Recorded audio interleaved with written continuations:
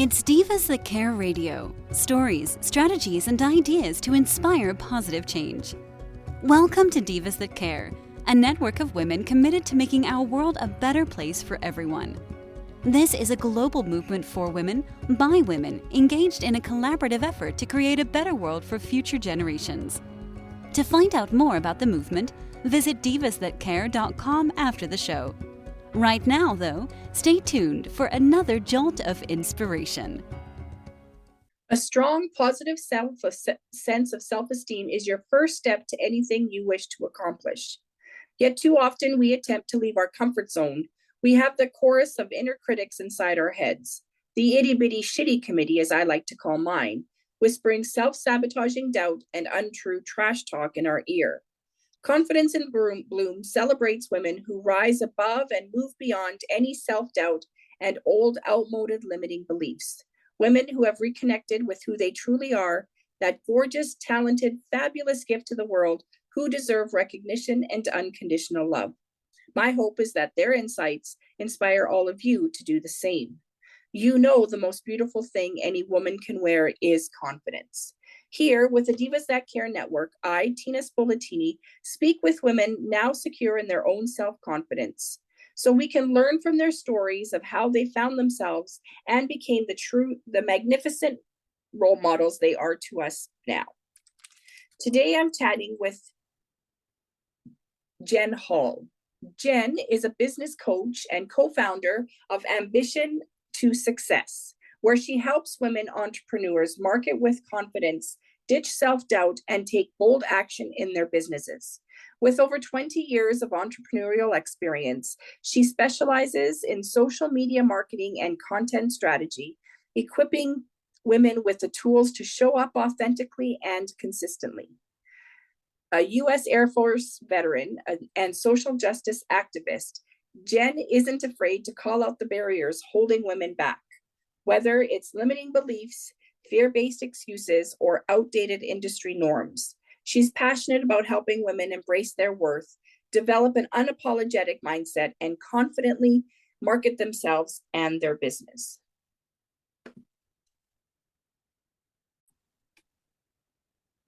Welcome, Jen. Hello. Awesome. I'm so excited to chat with you because, you are a U.S. Air Force veteran. Were you a pilot? I was not a pilot. I was an air traffic controller, but I did get to fly. I did have that drive. I wanted to fly in a fighter jet, and I did get to do that before I separated. So while not a pilot, I got to fly in fighter jets. That's awesome. Well, a traffic controller is isn't that like the highest stress job in the world or something? It is. Well, I was told that it was. I honestly think being a mom and having children living at home during the pandemic and homeschooling them was much harder, but air traffic controller is said to be one of the most stressful jobs. Okay, I love that answer because I couldn't imagine having my kids at home during COVID. That would have drove me insane. And so, yeah, I actually honor all you mothers and fathers who did that, right? Because I had my son home due to mental health, and it was driving me insane. So I could not imagine having to deal with homeschooling as well. It was necessity. I didn't ever imagine myself being a homeschool mom, but it was what worked for my family. Yeah. Well, and I think many families felt we're in the same shoe as you. So yeah, that's awesome. Awesome. So we're going to dive in. My first question for you is Ambition to Success. That's your business. Yes. Maybe explain to our listeners what that business is really, and what inspired you to start it, and what impact are you hoping to make for other women entrepreneurs? Sure. Well, going back to the Air Force, I thought I was going to be a career air traffic controller. I wanted to go on to fly some more, and I served during 9/11. And that was a very hard time for the United States and the world, as you know. And I was engaged to be married. My husband was shipped overseas. I didn't know where he was, when he was coming back. And our date of separation came up, and the Air Force said, well, you have to stay in. We're going to stop loss you because your date's up, but we need all the air traffic controllers to stay in. And in the time, I started experiencing these pains in my neck and in my shoulder. And I didn't think anything of it. And I was just working. I was working day by day. I didn't know where my then fiance was. I was scared. My brother was shipped somewhere. I didn't know where he was. And about a year later, the Air Force said, okay, everybody's coming home. Your line number is up. You can leave. You can out process. And my wedding was coming up. So I said, I'm young. I'm going. I'm gone. I'm leaving. And I didn't go to do all of my medical appointments to really get checked out what was going on with my neck and my back. And I got out of the service. We got married. My husband and I are both veterans. We're both air traffic controllers. And we said, whoever got hired first, that's where we would go. And he got hired in Chicago. And I started having children and started having these pains. And I found myself coming from a very fast-paced career of being an air traffic controller, getting into fighter jets and flying in fighter jets and tankers and helicopters, to being a stay-at-home mom in Northern Illinois while my husband was experiencing all of those things. And I started having pain in my neck. And turns out I had a spinal disease, a degenerative spinal disease that my dad has. And I got it very early. And I had spinal fusion after spinal fusion. And I could not go back into the career field as an air traffic controller. And I was given a medication for pain, a medication to go to the bathroom, to go to sleep, to wake up. So many medications I was on. And I was a young mom, and I couldn't live in that fog of being a young mom. I had 3 children, all in 3 years. I had one child who was autistic, and it was very difficult for me. So I said, I want to help myself. I want to do something for my pain control. I'm going to be an aromatherapist. I talked to my doctors, my neurosurgeon, my neurologist, and I said, I want to learn about plants so I can help myself with my pain management, my sleep, my anxiety. And I went back to school at 35 years old to be an aromatherapist. And that's when like the essential oil, Young Living and doTERRA started coming around. And everybody tells you they have the best of the best. And I wanted to see what that was all about. And so I went in, became an aromatherapist. I'm going to do this as a business. And I was recovering from spinal fusions. I was a young mom, and I was doing it on Facebook. And I realized I can do this. I can put myself out there. I was going through the uncomfortability of my body doesn't look like it used to anymore. When I was in the Air Force, I gained a significant amount of weight from having so many children so quickly. My alarm is going off. I'm sorry. I'm sorry, you can pause that, right? Yeah, I didn't hear it. Yeah. Okay, my alarm was going off. Where did I go? Oh, my body was changing. Everything was changing. I had gained weight. I didn't like putting my face out there, but I was doing all of these things, and it was hard for me to get on Facebook and go live to talk about essential oils, but I was doing it. And I just wanted to network. I didn't know what networking was. And so I started going to networking meetings, and I was the odd one out. I was with financial planners, and I was with lawyers, and I was with realtors. And women were referring each other to their services. And I was like, I sell essential oils, and I'll teach you how to use peppermint for a headache and ginger for nausea. And it wasn't working for me. I was putting all this money in. And I started kind of teaching other women how to sell yourself on social media just through talks I was doing. And I started working with this networking organization and was speaking around in the Chicagoland area. And then the pandemic hit and we went virtual. And so I started speaking at different meetings across the country for these networking organizations. And one thing led to another, and I got more involved. I started doing social media for them, started doing marketing for them. And I really got into the world of women entrepreneurs, where I met my now business partner, Anna.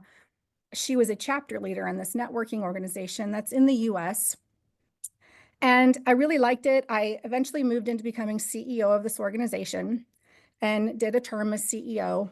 But I wanted something more. I wanted that business back. I wanted to coach women through the uncomfortableness of maybe having gained weight and not been on Facebook and showing your face to your high school people in 20 years, or selling yourself without being salesy, because women have a hard time either being the, hey girl, buy my stuff, or be too salesy or not selling enough. And so my business partner and I said, we need to do something. We need to create a program. She has a background in marketing. She owned a marketing agency. We need to create a program where women can come to us and be coached to become their authentic selves. And we wanted to do a group coaching program. And we wanted to do it where it was accessible, meaning we're not going to be $1,500 a month or $3,000 a month or an exorbitant fee that people don't feel like they can pay for, but we want them to have some skin in the game. And so Ambition to Success, the name was born over chips and salsa, where all of our ideas are born, and bread. And we have women who are at various stages of their businesses, maybe just beginning and they have a concept and they need to know how to put themselves out there, or maybe they're stuck and they need more ideas. And so we foster Ambition to Success in helping women entrepreneurs market themselves, put themselves out there, feel comfortable, and not feel like they're having to pull teeth to get the sales or be inauthentic when they're doing so. I love that. Isn't it funny how you've come from, not being able to do your dream and your passion to selling essential oils to now building up women, right? Yes. I love that. I love that. So now confidence is a huge part of marketing, right? I mean, you and I both know that. What in the women that you work with, what are the biggest mindset blocks that you see, and what's holding them back, and what shows up consistently throughout sort of maybe not all of your clients, but many of your clients? I think the biggest mindset block I see right now is the comparison game, because you go on Instagram and, the pandemic did us dirty a little bit because the whole world was on social media, on Facebook, on Instagram, on LinkedIn. And some women appear to have it all together, but you only see that tiny fraction and that tiny part of their lives. And so these women who may be selling makeup or maybe doing home redecorating, they're like, I can't live up to that. And so the idea of perfectionism stalls them. And that is what, right now, at least, what I'm seeing in the women that I coach. Yeah. And I believe that. I remember when, social media was, in my teenagers, when my kids were just getting their phone and they were all about what was on Instagram and Snapchat, and they're always so happy. And I mean, we know as adults, life is never the same 2 days in a row, right? Yes, you might be happy, but life is not perfect for anyone, right? And so we are all, as women and business owners, we have to remember that, right? Like they're showing their passion, they're showing their best work, but we all know that when they're not in front of the camera, they're living a life like we are. They have their struggles and their challenges, right? Just like we do. I love that. I love that. Yeah, absolutely. We need to find our own best part, because we're not for everybody. We're not the client. If I like to look at those beautiful kitchens and the things that they cook, but I can't ever aspire to be that way. No And so way. I'm not that ideal client. And so when we get out of that headspace of, hey, it's okay, we're just not their ideal client, we have to find out whose ideal client we are. Exactly. And if you're looking for someone who knows how to organize a kitchen like that, that's your lady. That's why she's there. She's looking for you, right? Yeah. And we have to remember that, right? We have to remember that she's running a business just like you are, and she's looking for someone to sell her business to. Yeah, I like that. Now, we all, doesn't matter who we are, we all struggle with self-doubt, right? And that's a lot of what, the whole confidence thing and that mindset that we were just talking about, it has to do a lot with getting over that self-doubt. What kind of practical steps do you help your clients build? You know what I have them do? And this was a piece of advice that someone gave me when I very first started selling on social media, is we created a Facebook group that's private. So it's only the women that are in the group coaching program at the time. And I asked them to practice. Go into our private group that just has the women, where you can go on a Zoom call and be in your pajamas if you want. You don't have to go on and just practice. Practice touching the button on the camera and looking on your screen in your computer, looking on your phone. Practice with each other is the biggest piece of advice that I think has helped. And so women have gone into these groups on Facebook, and they have gone live. They've been getting feedback from their peers, and they feel more comfortable touching the button, showing their face. And I think that's just it, is these women are afraid to show their faces out there because of what's the perceived idea of perfection. And is it, you know, I often laugh at myself because I have a hard time putting my face on the camera. But I don't have a hard time if I'm out in public. My kids mock me all the time because I will talk to anybody, right? If I'm standing, like, you know, I go to pay for something, I'll talk to anybody. I'll tell them my life story. I'll ask them theirs. Like, I have this, you know, gift of the gab, my parents always called it. But put me in front of a camera and I don't know what to say. Yeah. Right. Why is that? What is that? Because I'm not shy, right? I'm not, I like to think I'm confident. I know that there's some areas where I'm not, right? Is that a confidence thing? Is that a vanity thing? What is that? I think it's vanity, because even myself, I'm live often. I'm doing reels often where my face is in front of a piece of content, and I watch myself back and I criticize everything, like, oh, that's what I sound like, that's what I look like. We're so used to seeing ourselves in the mirror. And so then when we hear ourselves and see ourselves, we're, oh, that's not right. That's not right.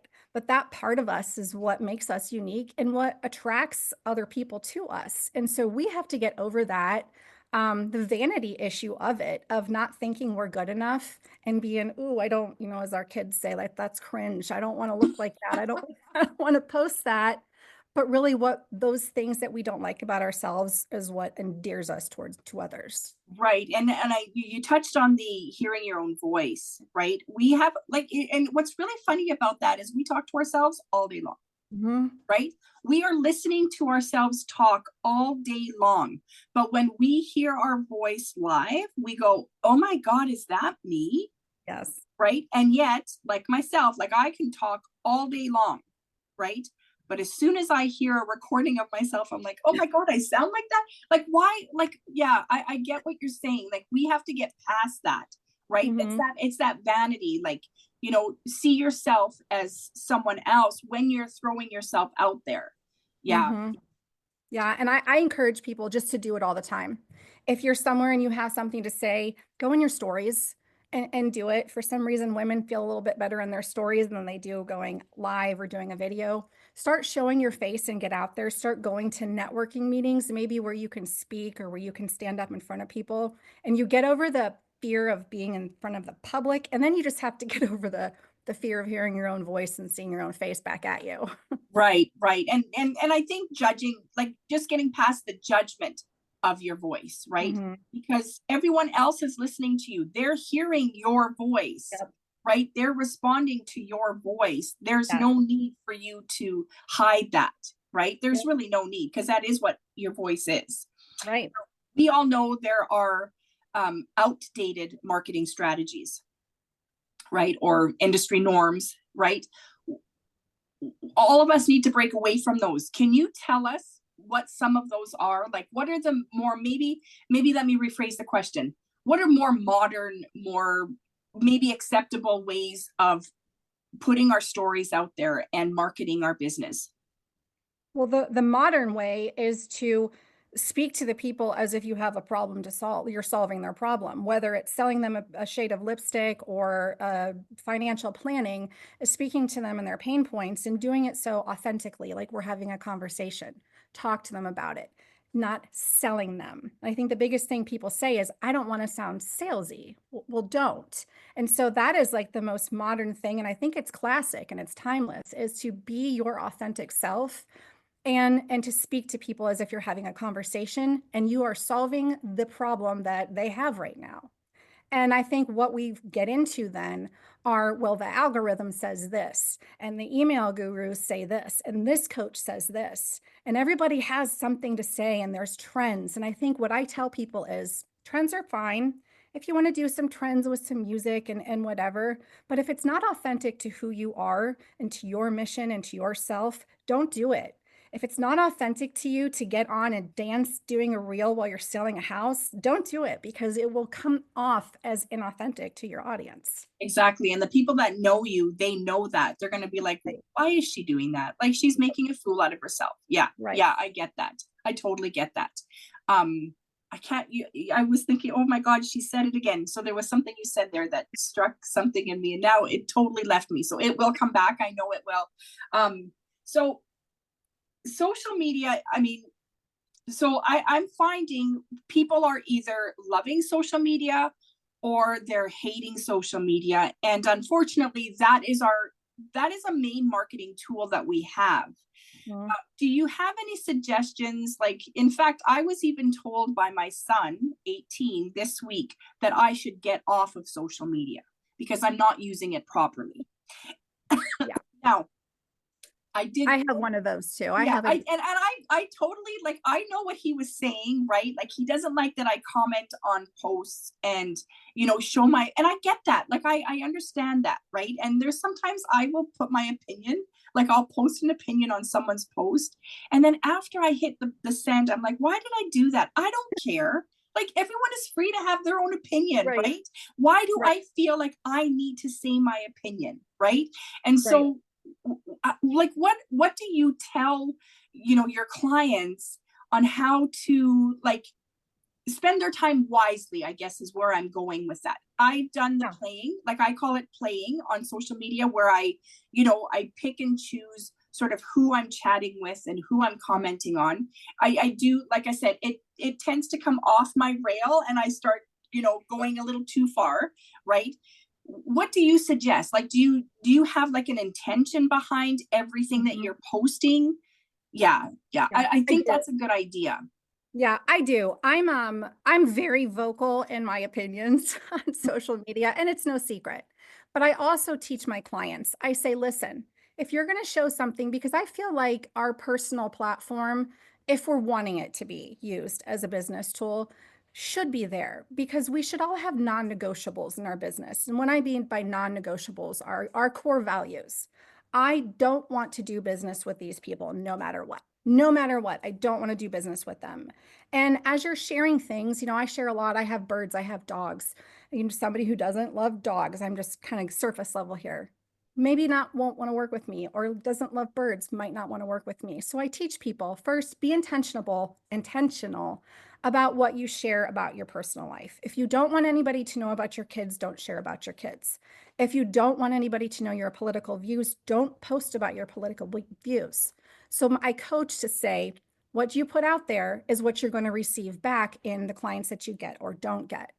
And I also ask that they be intentional about their time, because you can doom scroll or you can fun scroll on social media and laugh, or go down where you want to really get into it with people.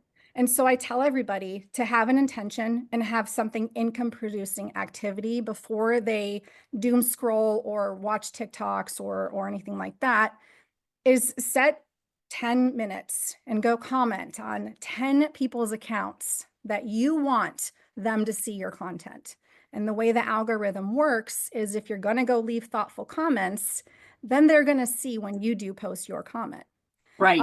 Your content. And so I always tell people, if you're going to get sucked into the spiral that is social media, you have to be intentional. You have to spend your time wisely. You also have to share your own content wisely. So if you don't want people knowing how you are politically or religiously, don't post it, don't share it, because it will be found, and then it can get messy. But the 18-year-olds don't know what they're talking about, because our demographic, my demographic, we're selling, we're on there, we're doing social media. And that's right. And I tried to explain that, right? Like, I'm using it for business, but truth is, right, if I'm commenting on like a political post, I don't follow politics, but I have been finding myself commenting on political posts. I'm like, why am I doing this, right? I have the right to my opinion, but my opinion really has no back, right? Because I don't follow politics, right? I look at these leaders as just regular humans, right? And so my comment is, how is this person, like, humanly, not politically, right? And so that's where I catch myself, not following my own rules, right? And at 18 years old, I mean, they're looking for different content than I am. Now, I have one more question about social media. Now, so, like, I'm thinking Facebook, mainly Facebook, but I know it's all over all the platforms. You can be on as your business, or you can be on as your personal. what do you suggest as intention as far as like, your business posts? Do you post them on your business and your personal, or do you suggest sticking to business? I suggest people picking 5 things. So in your personal account, if you're sharing actively on your personal account, if you don't have a personal account, don't get one if you don't want one. But I suggest people sharing 5 things. And one of the 5 things is your business. And so you can rotate that in. And so I'll talk about my kids, my birds, my gluten-free vegetarian eating style. I rotate that in. And then one of the topics I rotate in is my business. It might not be directly, hey, come buy my stuff, come join my program, but I talk about it. That way, when it comes up, people aren't like, oh, she's trying to sell to me, this is weird. I suggest people use that in the regular rotation of their content, not maybe so much outright, buy this, sign up for this, but talk about your business and let them know that side of you. Absolutely. Oh, yeah, I like that. That's a great idea. So so I've heard about the pick 5 things, right? I started out when I started with Instagram and Facebook, like probably 10 years ago now, it was 10 things, right? Like your 10 pillars. And Right. so now I like the 5 better. That's so much easier, right? But you're suggesting even on our personal platforms to use have like a almost like a theme, right? Yep. Yeah. So okay, I like that. I'm Yeah, gonna. and there's a method because people know. I'm going to give an example. I was following somebody on Instagram and they were posting food content. They were posting great sandwiches with cheese pulls and amazing stuff. And then all of a sudden it got political, like very political. And I'm like, wait a minute, is this a new account? I'm not really feeling this. I like this account for what I was going to it for, because this lets people know what to expect from you. They know if they're going to be following you and they're going to be learning about your dogs, your birds, your sourdough bread, and that you're a coach for women and that you sell smutty novels too. They're going to learn about that so that Right, when they right. find out, they're not surprised. Or when you do share something about your business, it's not like, oh, that's so out of left field for her. Aha. So I talk about it as if you're having a conversation, if it's on your Right. personal Well, and profile. it makes sense, right? Like if you were to see someone on the street and start having a conversation with them, Mhm. you're going to tell them mostly about the 5 most important things to you. Right. And hopefully your business is one of them as well as the other 4. Okay, that Yes. totally Yes. makes sense. I like Yes. that. Okay, so I know you mentioned smutty novels. We are going to talk about that because I think that's going to be my favorite part. So I'm going to skip the social media now because I think we've done the Sure. marketing. Now you're also a social justice activist. Yes. How does that influence the way you coach and support your clients? This was something that I suppressed for a very long time.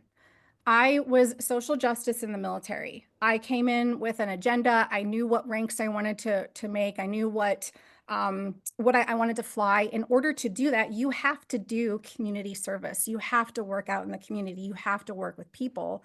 And I really got involved in seeing, okay, these are how some impoverished people in an area that I lived in, I had no idea existed. And so that part of me was never out loud when I was a mom, when I was selling essential oils and doing aromatherapy, because I always thought some of those subjects were kind of taboo, because politics in the US, especially, I'm sure Canada also, is very hot and cold, left and right, blue and red. And I kept it suppressed a little bit. And with the pandemic, a lot of people were hurting for food, for business. And I started getting a little bit more and more, and I started sharing it publicly more and more. And I started getting involved with organizations that had a political undertone. But I don't like the Republican, the Democrat, the independent with the US. I don't like the this candidate, that candidate. Like you said, like it's the people, it's these issues. And so I'm going into my community to help underserved communities have access to education, have access to food pantries. And I'm teaching the younger generation how to do it, teaching teenagers. And I'm sharing this on social media with things that are going on inside of the United States. Like, hey, this is how this policy is going to impact these people. instead of vote for him, don't vote for him. This is how this is going to impact. And I have taken on that very willingly, and knowing that I was going to get a lot of feedback, that you can say. And so I did something that I suggest people do if you are going to be, if it's a social justice issue or a hot button topic, if you're going to be sharing that side of you. I unlinked my business account. I unlinked anything that people could, if they were coming to harass me or that troll me. I unlinked that connection because I didn't want it to hurt my clients. I didn't want it to hurt my family. Social media can be a really dark place. And so I had to go into this knowing the work that I'm doing in some of these underserved communities hit very politically in this country. And so I had to protect myself and my family, but I'm working for the underserved, and maybe the underprotected a little bit. Wow. Wow. So that I admire that in you. Yeah.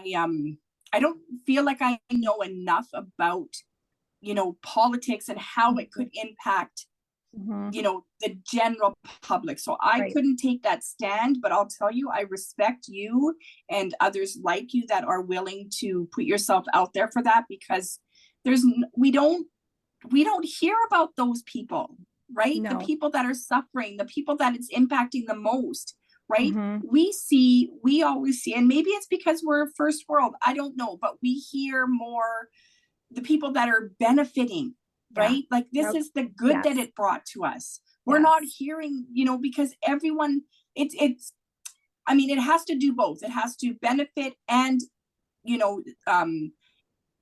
impact in a negative way equally, right? Because there's both. We have both people in the world. So wow, that's admirable. And, I use my business kind of skills for this because I want to have conversations in my business when I'm marketing my business, and I teach my clients, have these conversations. We're posting or sending emails or newsletters just to sell and have them look at your product and then be done with it. We need to foster conversations. So I'm very intentional.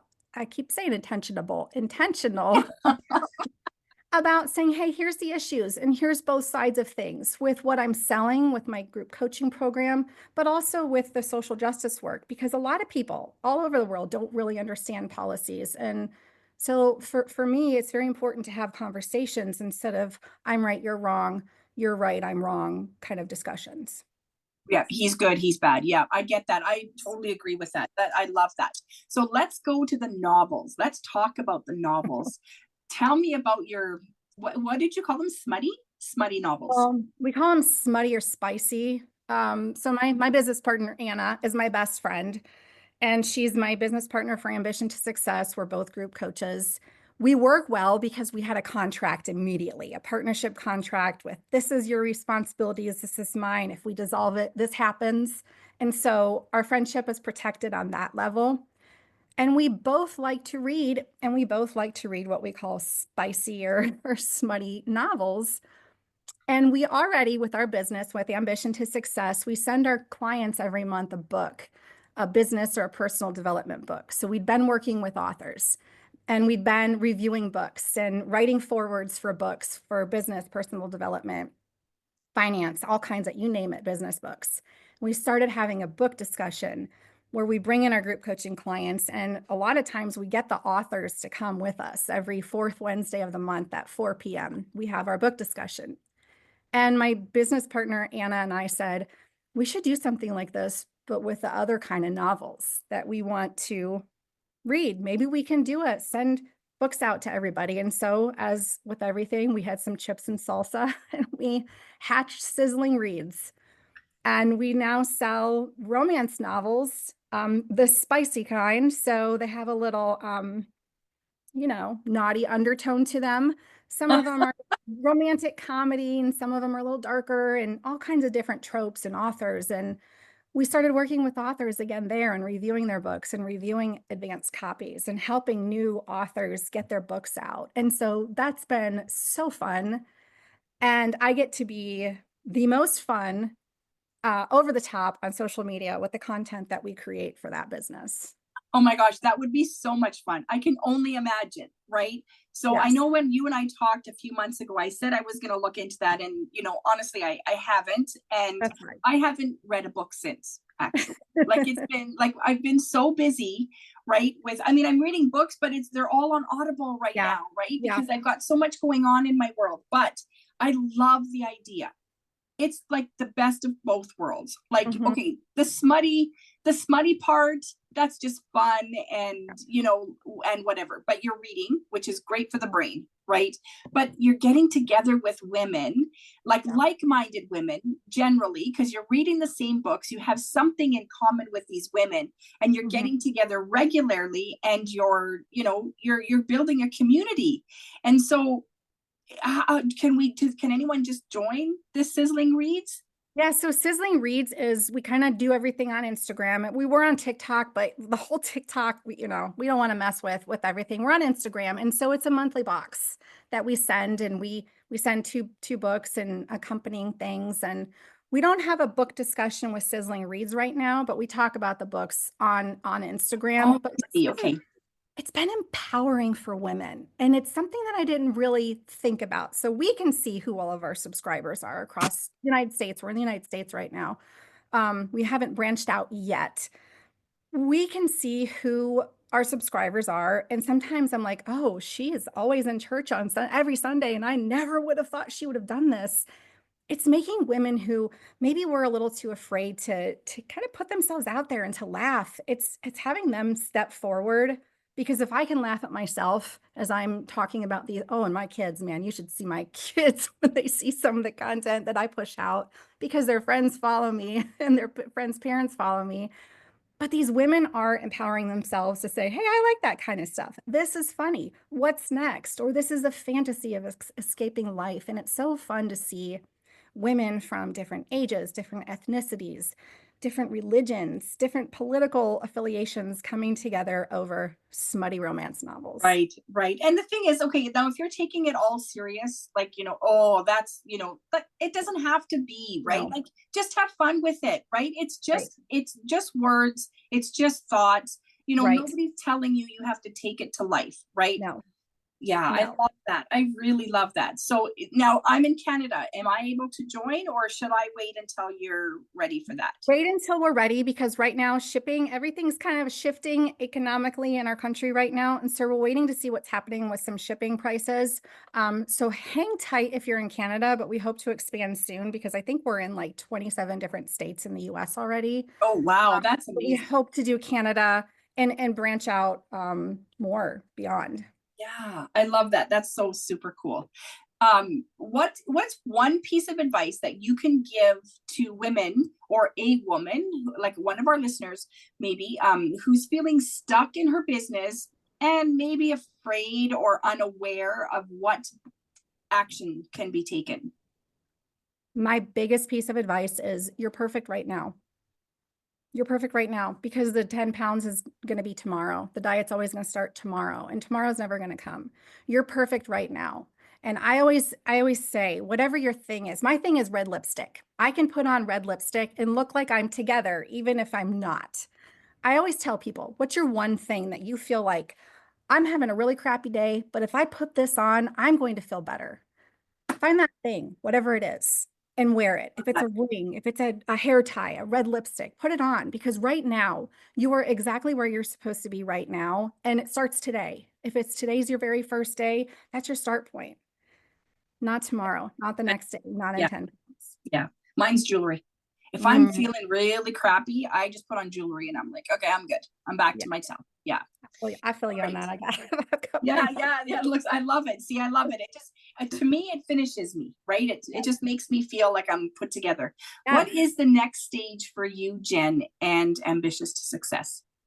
So, ambition to success, we're still going to be coaching women. We're still going to be doing the group coaching program. I think we want to get a little bit more involved in like the one-on-one, the VIP, where we call them our VIP days, where they can come and work with us for 4 hours, or a couple different 1-2 hour sessions on Zoom if they're not local to us. we really want to get more into helping women who kind of are at the middle stages of their business, where they're feeling like, okay, I don't know what the trends are. I don't know what to do. What I did 10 years ago isn't working. So I think we want to get into working more one-on-one with the types of women like that who have a specific problem or issue they want to work on versus a 6-month group coaching program where they need like the cheerleading and the empowerment of the group. We want to hone in a little bit more in addition to the group coaching and working with women more one-on-one in certain areas of their business. Yeah, that's great. I think that's important, right? To know that my business is fine. You know, it can do better in this area, but I don't know how to do that. They can come to you and say, just help me move this part of my business. I love that. That's excellent. Do you have any exciting projects or programs coming in the near future? No, we don't have any exciting programs coming. We're kind of like, if what's working, keep honing in on what's working and always looking at what our clients need. And so I think that's my biggest piece of advice to anybody out there, whatever business that they're in. I think Anna and myself, we're always looking, we always talk to each other like, this is what's happening in their businesses. This is what the market's doing. This is what social media is doing. This is what outside forces are doing. And so I think we're always learning and we're always evolving in that take. That's awesome because things are always changing. Right. Yeah. So that's where we are right now. That's awesome. Well, thank you so much for joining me today. Is there anything that you want our listeners to get from you?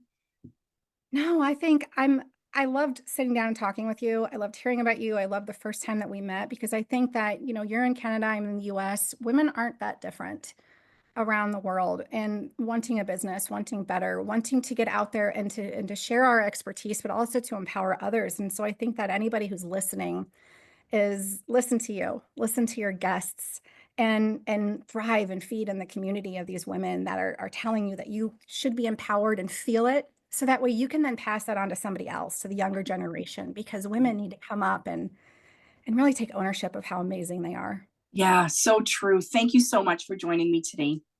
Thank you for having me. Confidence in Bloom is a celebration of self-love, a confirmation that even though you may not look like a screen star or a supermodel, they don't even look like that. You are an amazing, desirable, brilliant, gorgeous, talented woman. We offer unconditional love to our partners, our children, our extended family, even our pets. It's high time we got out of our own way and learned to unconditionally love ourselves. In Full Bloom Styling and Coaching offers an online program combined with one-on-one coaching in confidence building, personal branding, and creating your signature fashion look. Chic definitely does come in every shape, so if you want something to believe in, start with yourself. If you'd like to be a guest here on Confidence in Bloom, contact me through Instagram at infobloomstyling, by email tina@infobloomstyling.com, or through the Divas That Care website. Thanks for listening. This show was brought to you by Divas That Care. Connect with us on Facebook, on Instagram, and of course on divasthatcare.com, where you can subscribe to our newsletter so you don't miss a thing.